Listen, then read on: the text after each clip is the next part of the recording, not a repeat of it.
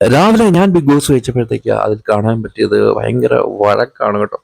വേറൊന്നുമല്ല, ഗുഡ് മോർണിംഗിനെ പറ്റി ആണ്, ഗുഡ് മോർണിംഗ് ചൊല്ലിയാണ് വഴക്ക്. അനാവശ്യമായിട്ടുള്ള കാര്യങ്ങളാണ്.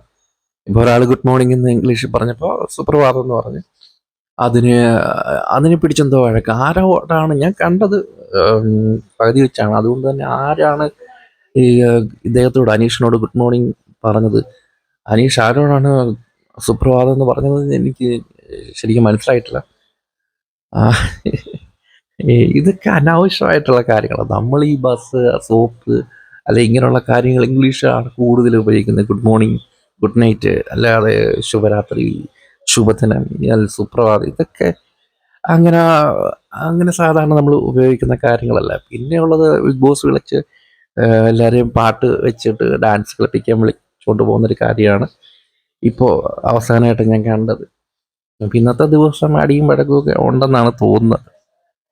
അനീഷിൻ്റെ ഒരുമാതിരി ചൊറിയുന്ന സ്വഭാവം ഒരിക്കലും ആരാധകരെ ഒന്നും ഉണ്ടാക്കി കൊടുക്കത്തില്ല. രതീഷിൻ്റെ അവസ്ഥയായിരിക്കും അനീഷിന് ഉണ്ടാകുന്നത്. ഈ പ്രാവശ്യം ക്യാപ്റ്റൻ ആയതുകൊണ്ട് രക്ഷപ്പെടും, പക്ഷെ അടുത്ത പ്രാവശ്യം ചിലപ്പോൾ അനീഷ് പണി മേടിക്കാൻ സാധ്യതയുണ്ട്.